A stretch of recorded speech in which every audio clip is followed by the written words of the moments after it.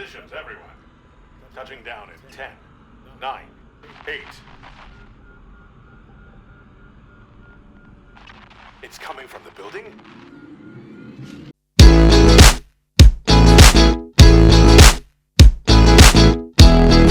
Hello everybody and welcome to Great Games Live Plays the Hits, the series where I take on the very best video games of all time, and today I'm back with another video from my playthrough of Subnautica. Now, if you were with us last time out, you will know that a ship called the Sunbeam is on its way to rescue me from this alien ocean world that I'm on. Today we are going to try and get to the rendezvous point and hopefully get on board the Sunbeam. Let's see what happens next. We are back in our live pod, and as you can see in the top right hand corner of the screen, we have got fewer than 9 minutes until the Sunbeam arrives, so we have got to head over to the Sunbeam rendezvous point. But before I do that, I do want to craft one item in particular. Let me show you. We're going to use the fabricator. This is what I would like to make. It's a flashlight. We've already got a battery. We need to make some glass. And fortunately,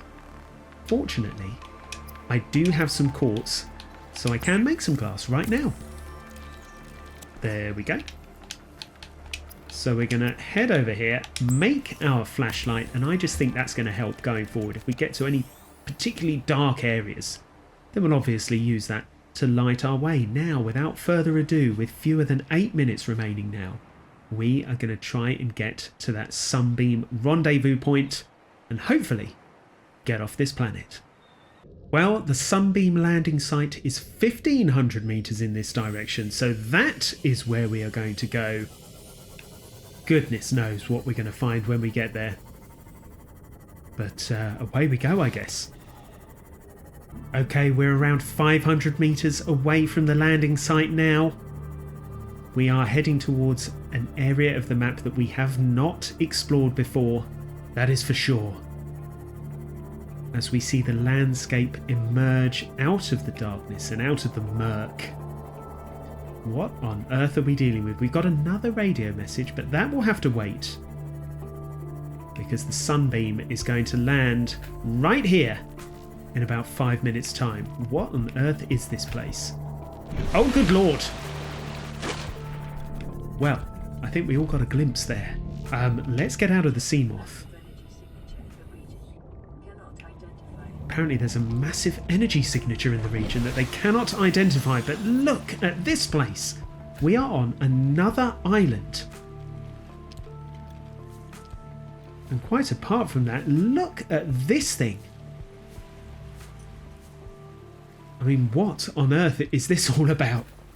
Let's have a little look around before the Sunbeam arrives. Oh no, we've got some of those crab-like creatures. I call them crabs. They're not really crabs, they're alien crabs. Probably got some strange name that I don't even know about. But we're going to keep away from them, that is for sure, because they do pack a punch. Yes, look at this thing. I mean, that looks unbelievable.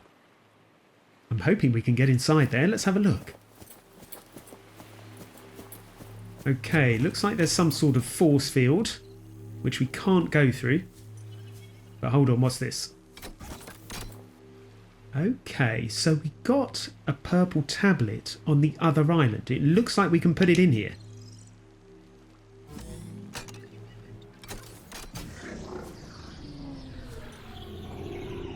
And that has disabled the force field. I am desperate to explore this building, let me tell you that. But with the Sunbeam only 3.5 minutes away, I think we're going to have to wait to do that. I want to find a decent vantage point for when the Sunbeam arrives. Let's head back over here, staying away from the crabs, and see if I can I climb up here? I can. Okay, I've got my vantage point. We are here, and now we wait. And with the sun swiftly disappearing beyond the horizon, we have just 1 minute to go until the Sunbeam arrives. Night is falling. I've got to say, this place is rather beautiful. And if I wasn't fighting to survive, it'd be all rather wonderful indeed. This building looks great, all lit up at night, I've got to say. Can't believe we've only got 40 seconds now until the Sunbeam arrives and hopefully will take us off this planet. Look at all these creatures flying around as well. Oh, there's movement. Something's happening with the building in front of us.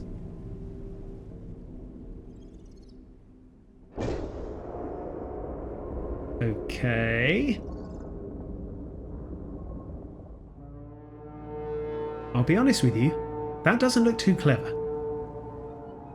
But here comes the Sunbeam.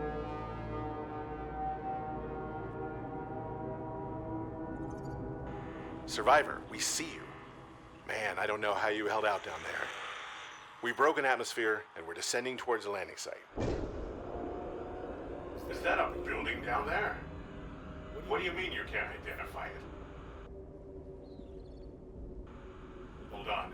No turning back now. Positions, everyone. Touching down in 10, 9, 8. It's coming from the building? Change course.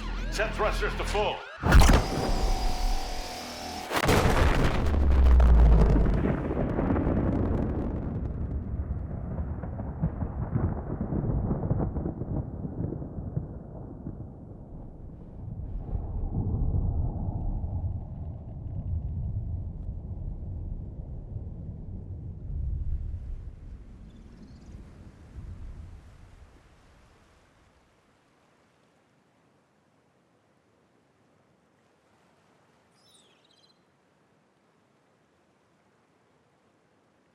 Well, it would appear that my hopes of leaving this planet at this point in time have literally gone up in smoke.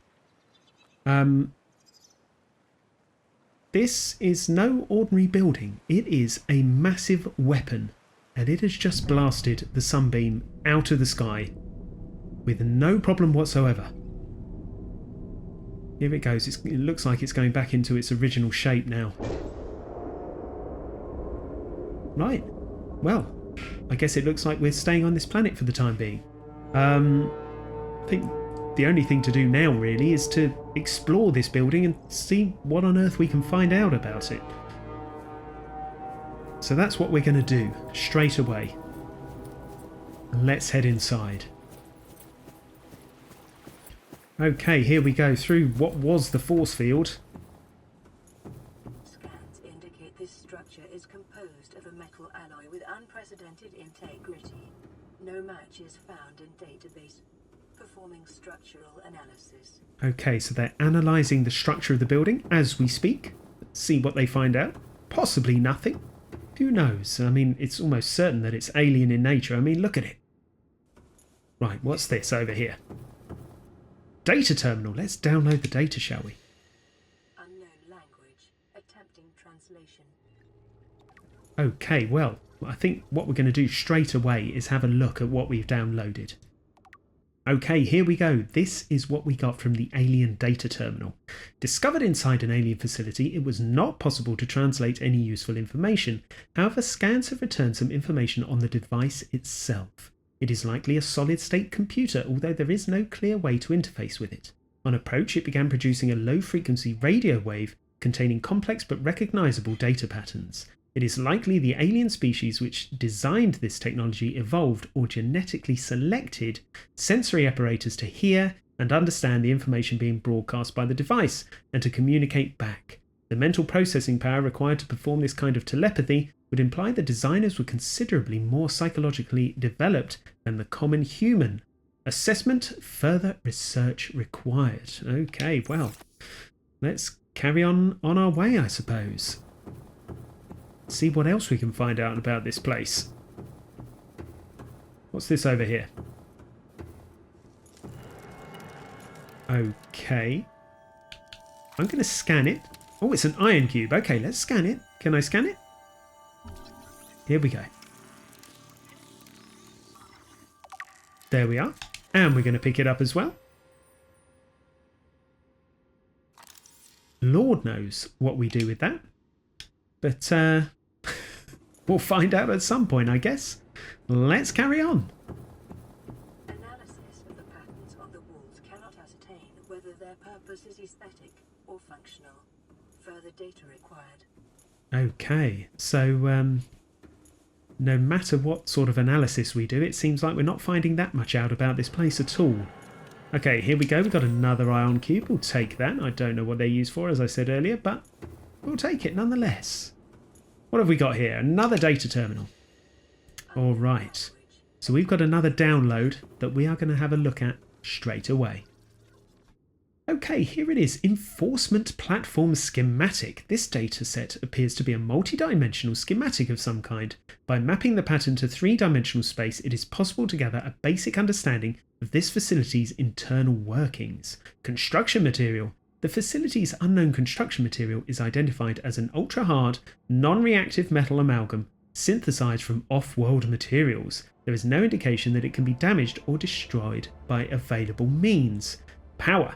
The schematic indicates the facility was to be powered by a separate, self-sustaining power plant located elsewhere on the planet.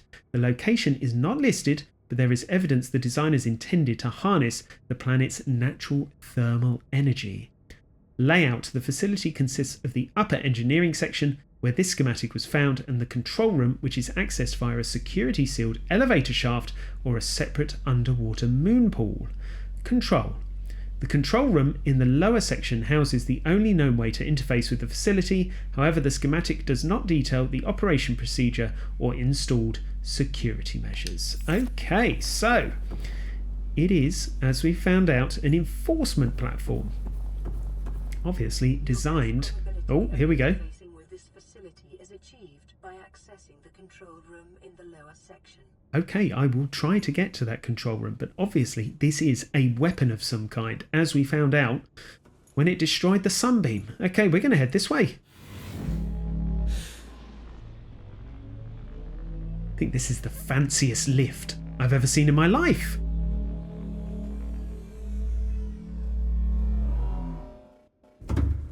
Okay, where are we? Well, I think this might be the moon pool that they were talking about. All right. Let's see what else we can find here.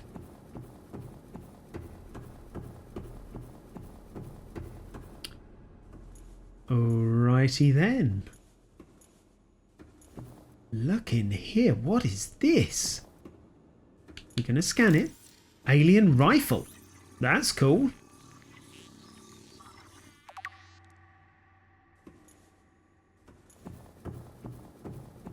I'll have a look at that in a bit, but there's all sorts of stuff in here. What's this?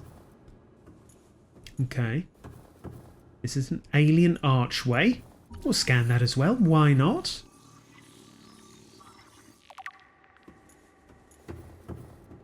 Anything else in here? Doesn't look like it.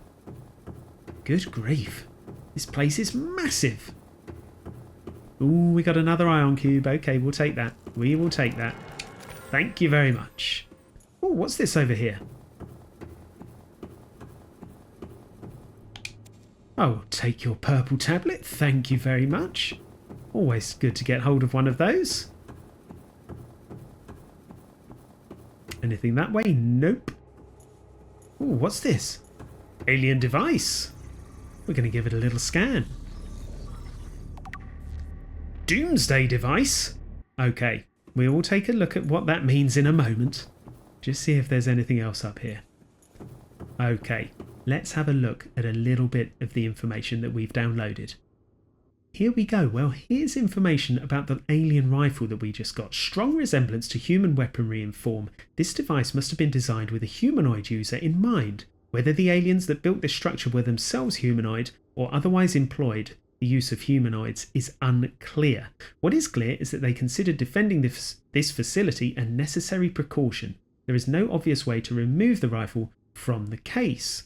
Okay, do we have Doomsday device as well? Here it is. Scans indicate this device contains enough potential energy to destroy the entire planet along with most of the solar system. Fortunately, It has malfunctioned. That is a little bit of a bonus. Scans indicate the facility's control room lies beyond this doorway. Okay, how do we get in? We've got to use another... Okay, here we go. There we go. We've popped the purple tablet inside. That is letting us in, which is a bit of a bonus. Let's head in. Okay, here we go. What is this? Guess we should interact with it, shall we?